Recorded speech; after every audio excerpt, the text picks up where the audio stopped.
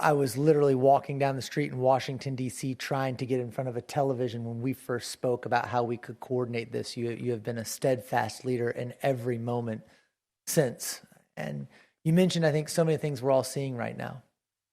First was just utter shock, grief, not really knowing how we could all process what's going on. I think some of that shock is still there, but you're seeing a lot of sadness right now in our community, a lot of hurt.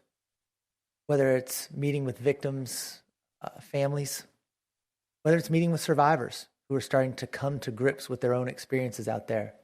The mayor mentioned last night, we gathered with a group of people, and it was family members of the people who've passed away. It was people who were there, who managed to escape, some who helped others escape. Their stories are heartbreaking. The pain is still so fresh and so real. It is sometimes even masked by the shock of how they talk about it. I was talking to one guy who was there last night, and it came up, and I said, "So you were there when this happened?" He said, "Oh yeah, I was in my office in a different building." And he talked about how he heard the explosions and ran outside, and all he could see was fire, and he was paralyzed.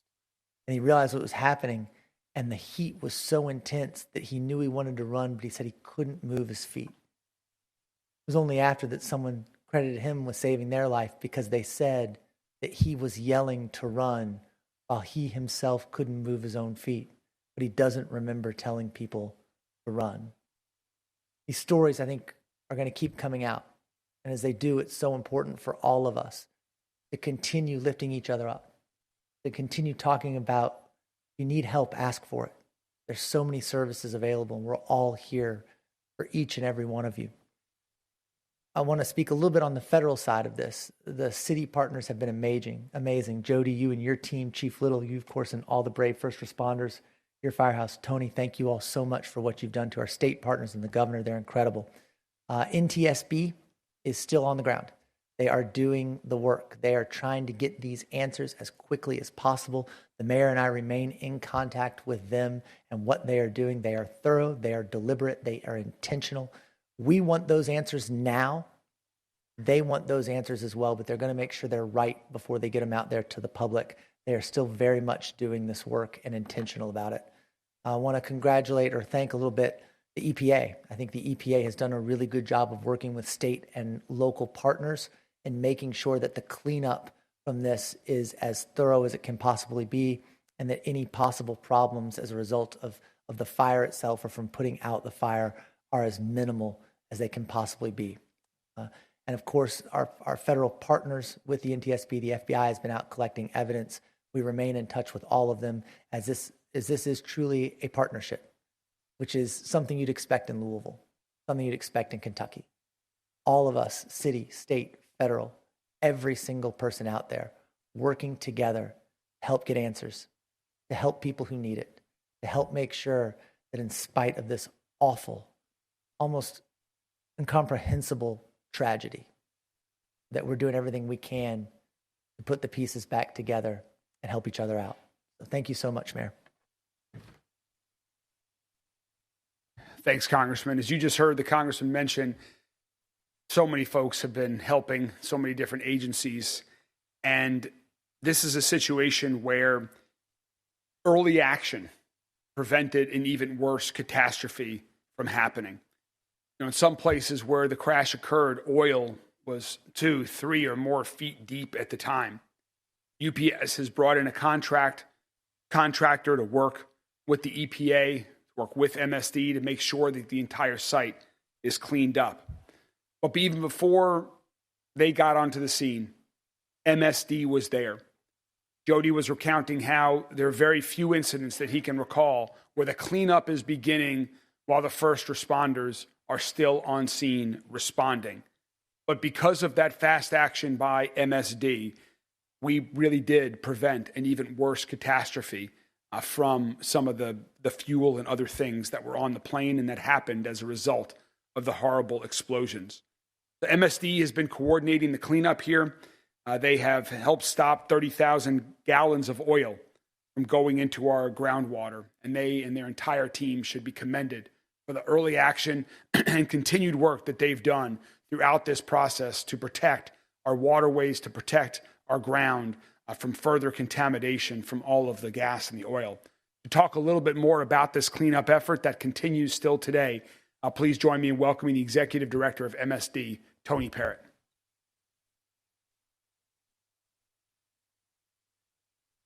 Thank you, Mayor Greenberg, and also Congressman McGarvey. Obviously, we want to extend our condolences and our sympathy to all the victims of this tragedy. We also want to extend our deepest gratitude to first responders and utility crews who have worked tirelessly in the face of this tragedy.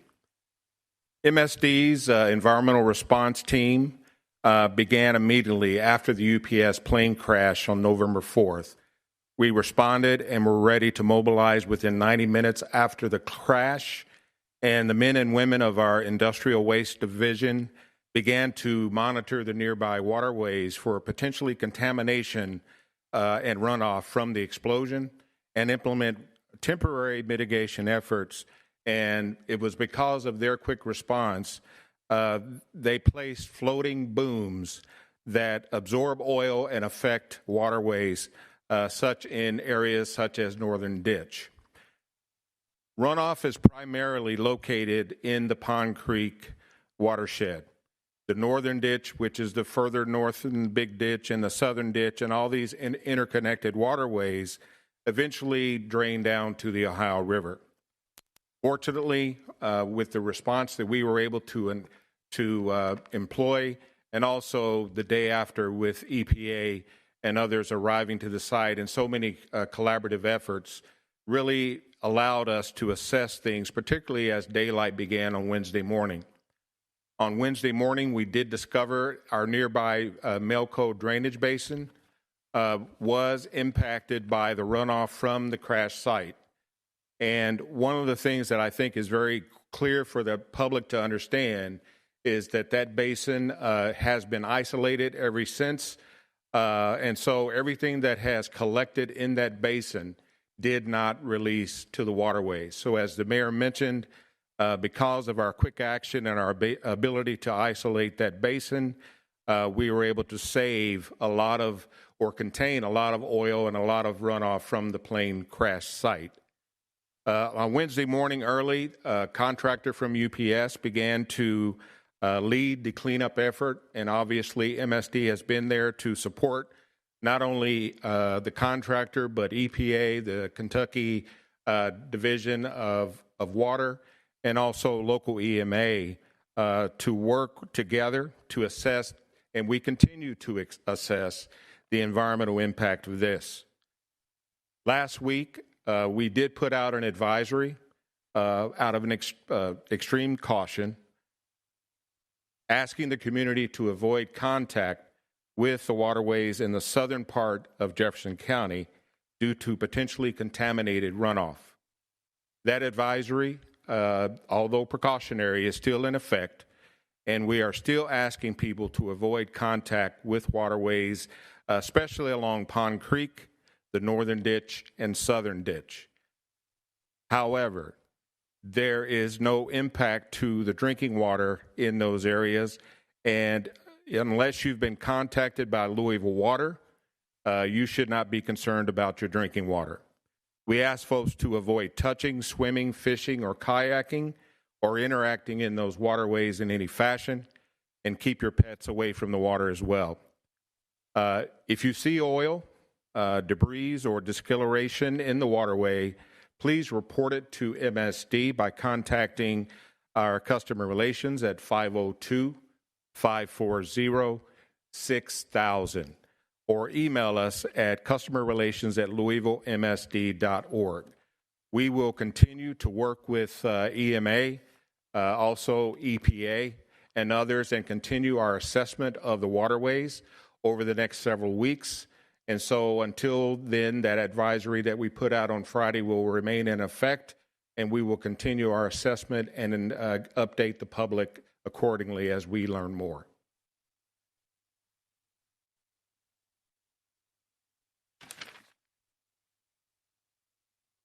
Thank you very much, Tony. So next, Jody Myman, our Director of Emergency Management Agencies, is going to come talk a little bit about what businesses that have been impacted by this crash should be doing and some additional resources that we're working to open up for other impacted businesses and individuals. Jody? Thank you, Mayor. Over the weekend, as you all know, we transitioned. We were able to line up the number of victims that had been removed from the scene with the number of victims or the missing persons reports that were taken by the Louisville Metro Police Department. But that still didn't stop our rescue or our search and recovery. We still remain on site. Like the mayor said, there's a lot of heavy equipment that's being moved. And as that equipment is being moved or the debris is being moved, we stop and we go search that area. We've got a contractor on site as well that's taking any personal belongings that could be associated with any victim on site or anyone else that was in the area during the time of the crash. So it's a very coordinated effort. We've also got things on the site that were associated with the aircraft that have to be made safe once found. So we've got agencies on site that can take care of that. That's also a temporary stop if we have to, and this is no danger to the public. We just have to isolate the immediate area while we mitigate some of these issues. I want to thank LG&E. They really had to rebuild a portion of the infrastructure on Gray Lane. They worked very hard. My prayers go out to the family of the individual that suffered losses there and their team as well. And they still came through. They had other contractors come in to be able to take care of that site so that we could move forward with the continuous cleanup there. Tony mentioned the waterway and what the Louisville Water Company, they've been on site since the first night, and also Louisville Metro Public Health and Wellness to help with the cleanup issue on a local level. We've been in constant contact with businesses directly associated and affected by the area and are coordinating, again, temporary, very short escorted visits for those that have been that are not associated or not affected by the actual investigation that the NTSB is conducting and have been released by that. We have contacts. We will contact you if that is made available.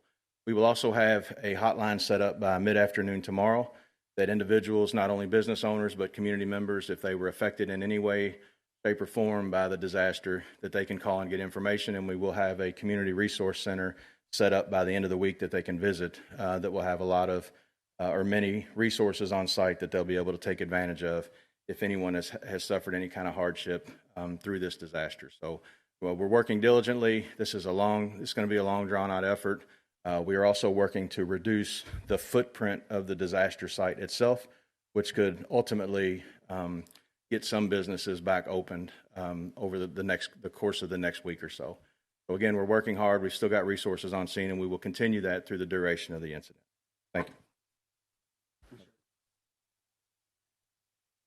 Thank you, Jody. So again, we are working rapidly to get a new number set up that you heard we'll have by tomorrow. We will publicize that extensively online. We'll provide that to the media. We know that beyond the victims who were injured, who were killed by this tragedy, so many other people were also impacted. And so we are opening up a community resource center for businesses and individuals who were impacted. And we will have that open up this week, and we'll have a number that everyone can call by tomorrow so that people can start getting additional resources that they might need as well. We know folks are looking to get the identification and names of the victims who died in this crash. The coroner, I want to give a big thanks to. The coroner and her team are working incredibly thoroughly and as rapidly as possible through the weekend. Every day we're in constant contact with them, and she is working to get these victims identified as quickly as possible. It is made incredibly challenging due to the nature of this crash, due to the nature of the heat and the flames that you heard Congressman Garvey talk about, that you all have seen and heard about as well. When we have those names available and when the families have been formally notified, we will then make those names public as soon as we can in the coming days. But again, thank you to our coroner, Joanne Farmer, for her and her team's extensive work on this. Also to other victims that have survived but have been impacted in one way or another, whether you are one of the 12 individuals who was transported to a hospital due to an injury and survived, or whether you never made it to a hospital, but you were impacted in some way by this crash. That's what this number that we put out will be there for, to help you. We do want to encourage people to reach out to their employer if they were employed by one of the impacted businesses and you're worried about what is going to happen with your upcoming paycheck and your work schedule. Please reach out to your employer if you have not already. If you have insurance and your car might have been on the scene and you're okay, but you can't get your car was damaged, something like that, please also, in addition to your employer, please contact your insurer. And again, we will then have this resource center available for everyone else to answer any other questions that anyone else that has been impacted by this horrible tragedy may have, so we can help everyone as well. Our work, as we continue to support the victims, will continue as long as necessary. We'll continue to be working all of our agencies across Louisville Metro government to provide answers that the community is seeking. We will certainly provide that information as soon as we have it available regarding the victims and any other things that we think the public is looking to know, as soon as it's available. That said, this will probably be our last daily press conference on this, and as more information is available, we'll continue to either provide that through other briefings that we have on other topics, or we'll make that directly available to the media, and certainly if news warrants, we'll call one again. But just to manage how we're going to proceed moving forward, this probably is our last definite daily press conference on this matter. So with that, we will open it up to the media for questions that you all might have.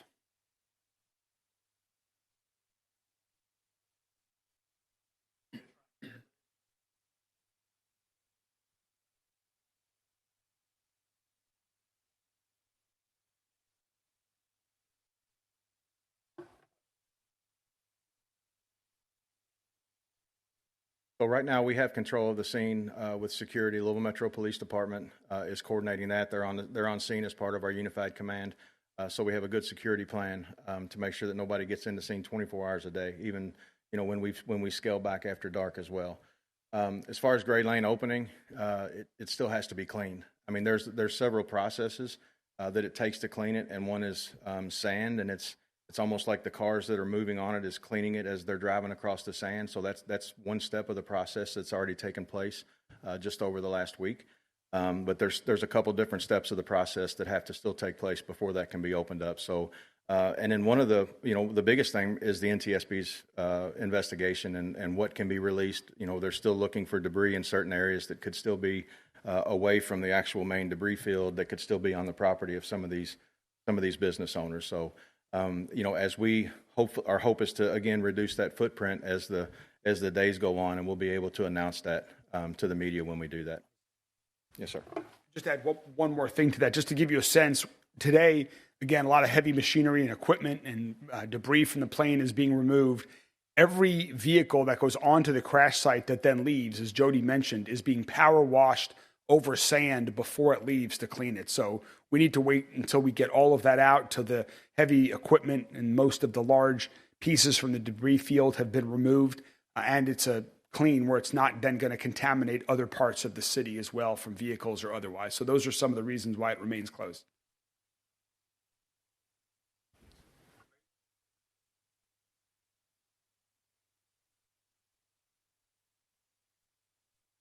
I can tell you that obviously we are not aware of anything within our associated and our focused area.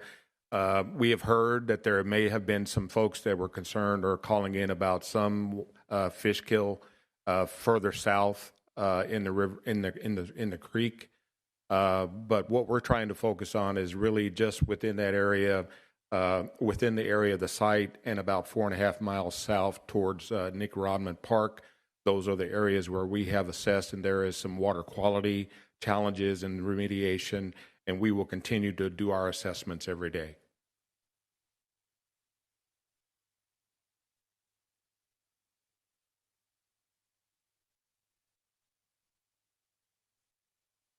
The question was about any additional missing persons report. At this time, there are none. As I mentioned on, I believe it was Saturday evening, we believe that the number of missing persons reports that we're aware of matches the number of victims that have been located at the site. once we begin to identify those victims, then we'll have a better sense of whether there's an exact match. But right now, that is our best guess, best sort of conclusion.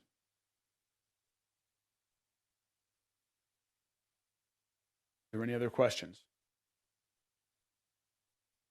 All right. Well, to the Louisville community also, thank you for your incredible support to the victims, to their families, your outpouring of support in so many ways, large and small.